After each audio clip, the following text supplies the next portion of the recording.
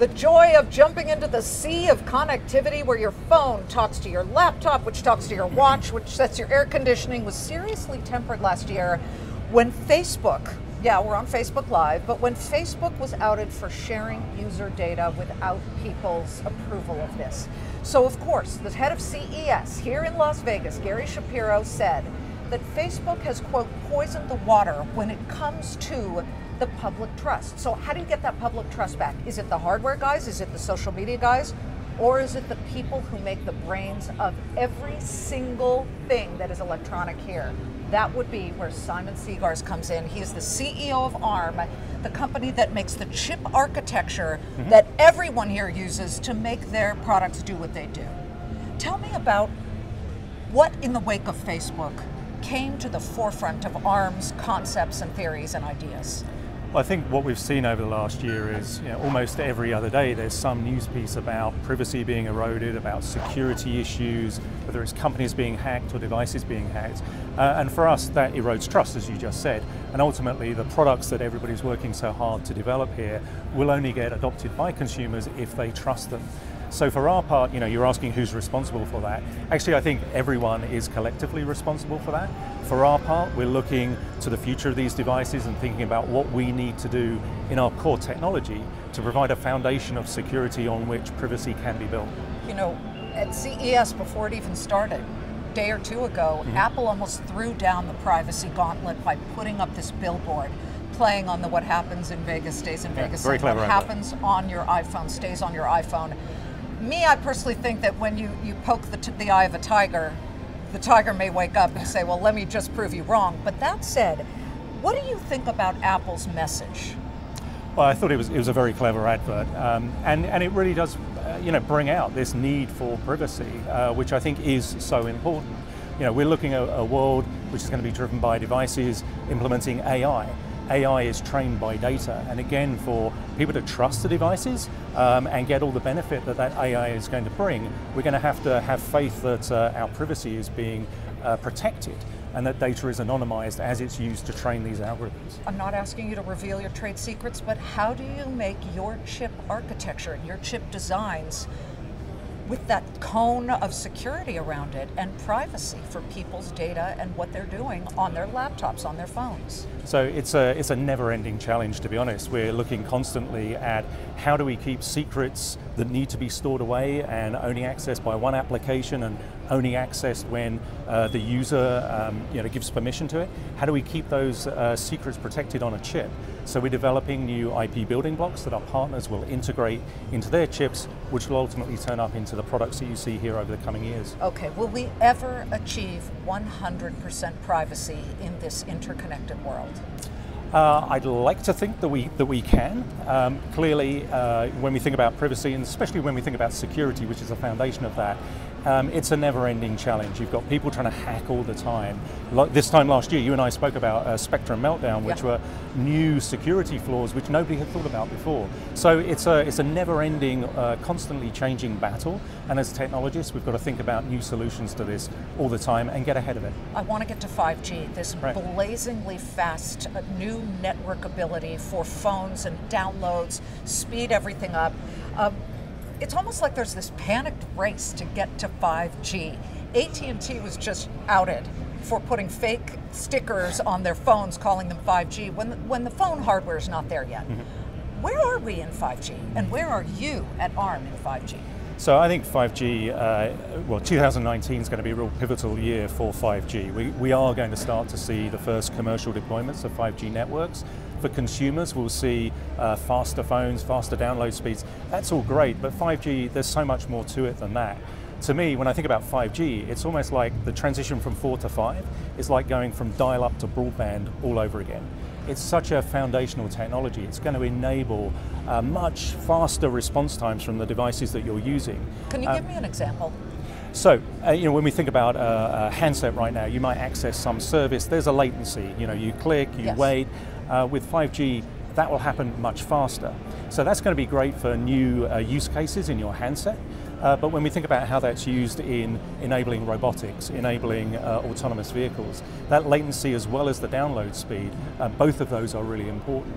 As well as that, in 5G, you've got the ability to connect billions and billions of more devices, and that's going to make IoT a whole lot easier to deploy. Yeah, IoT, for those of you who don't know, is the Internet of Things. Explain how you and ARM see 5G's fullest potential, the golly gee whiz, what you envision that this will eventually be able to do. Well, it's going to make it easier to connect things, and that's going to mean lots more connected things. We forecast 1 trillion connected devices by 2035. Wow. That is a lot of things. Wait, now, let's be clear.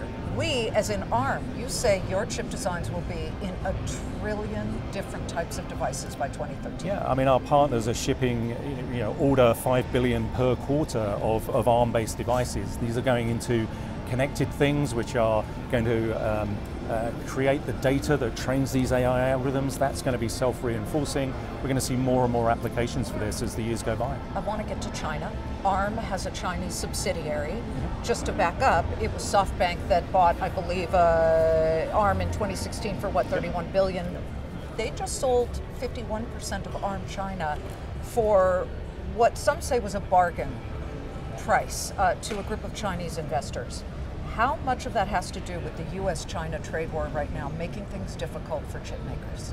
I mean, the creation of our JV in China had nothing to do with the trade war that's going on. We started thinking about this years ago, in fact, years before ARM was acquired by SoftBank. So we've been thinking about the evolution of the tech industry in China, the best way for us to serve that. And so we set up this joint venture so that we can access new markets as they evolve in China with the right team on the ground, working with the right companies with the right partnership model. Are you worried about IP theft or borrowing of all that you and your team, who started so many years ago in a barn in the United Kingdom, might be stolen?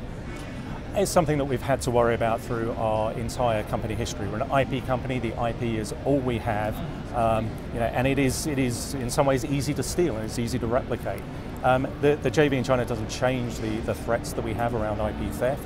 We're very careful to look after it, very careful about who we do business with. And what we've seen through our history is actually very few cases where somebody has tried to replicate what we've done. Generally speaking, the people that we work with want to take what we do to accelerate the development of their product, and it's way easier just to license it from us and get on with it than try and replicate it. Well, to that end, chip makers have the most exposure to China, and when you're talking about assembly lines, what are you seeing on the ground from your Chinese consumers? We've already had Apple warn, overnight Samsung warned. They say a slowing Chinese economy is affecting business. Yeah, it's clearly an issue. Slowing, I mean, everything I read says that global growth is slowing into 19. That when I talk to my peers and colleagues across the semiconductor industry, it is something that's worrying everyone. The industry's had a number of years of very rapid growth. It looks like it's going to cool off over the next couple of years. And what would you hope then from the trade war or trade tensions that we see right now between the US and China? Well, I want to hope for a fairly speedy resolution to this. The technology industry is incredibly global. Supply chains are incredibly global. You go and take apart any of the devices that's on show here at CES and you'll see they're made up of things which have probably lapped the planet a couple of times. Designed somewhere, manufactured somewhere else, integrated somewhere else with software that came from another country. It relies on efficient global supply chains, and that's what we hope to get back to. Again, you started in Britain many years ago in a barn, and now you are global. Next week, we start to see Brexit negotiations start back up again. Yep. This is a huge question mark. Some people call it scare tactics to say that if you have a no-deal, clear-cut Brexit, then the world's going to end, almost like Y2K, which never happened. But others say, it'll be fine. Where do you stand? What do you think will happen here? Well, it's hard to say exactly what's going to happen. I mean, I'm hoping for a smooth transition. I'm definitely not a fan of a hard Brexit. Again, when we think about global trade, for us, it's lowering barriers to trade are a good thing. Anything that makes it harder, is therefore quite bad. I'm a little bit worried about what's going to happen on Brexit. For us as a business, it's about access to talent across Europe, which, you know, for the last 20 odd years of our history, that's been really easy, and it's enabled us to grow our team in Cambridge, to access talent from all over, and that's contributed to our success. Well, when all else fails, there's Amazon. You guys just struck a deal with Amazon, is that correct? Amazon's web services will be using your chip architecture. That's a great deal to strike, is it not? Oh, absolutely, and it comes from the work that we did with Annapurna Labs that was acquired by Amazon some time ago. So this work started a long time ago, actually. But yeah, for us it was great to see the deployment of those chips in Amazon's web services. Not just the deployment, but the benefit that they bring, a 45% reduction in cost, is significant. Cloud computing is all about driving the cost out and the efficiency up, and that's what our technology is doing there. Who's your biggest customer right now? We've never disclosed our biggest customer. I mean, we serve the entire semiconductor industry and beyond. We're very diverse in that regard. You know, when you think about the big semiconductor companies, they're, you know, in our biggest customer list, but yeah, we serve the entire industry. I always like to ask this of people, founders of companies that started tiny and have become global. What do you think was the one most important thing you and your buddies that started this company really did or thought about to get you where you are today? Well, yeah, I was very lucky to join ARM right at the start when things were getting kicked off. I think, you know, one of the biggest things that helped us was in thinking global. We were, as you said, in a barn just outside of Cambridge. There was not a semiconductor industry on our doorstep. We had to go get on an aeroplane. We went to Japan, we went to Silicon Valley, we went and found customers. It was hard, but in thinking global, that has helped us grow into a now 6,000 person company with the entire semiconductor industry as our customers and about 125 billion ARM-based chips shipped historically. So thinking globally has been the trick for us. And never say die, I love it. Simon Segars of ARM, which is this company that makes the architecture upon which every other semiconductor company or technology company can then build upon to make their products do right here at CES what they want them to do. Great to see you. Thank you so much. Thanks, Liz. Great to see you.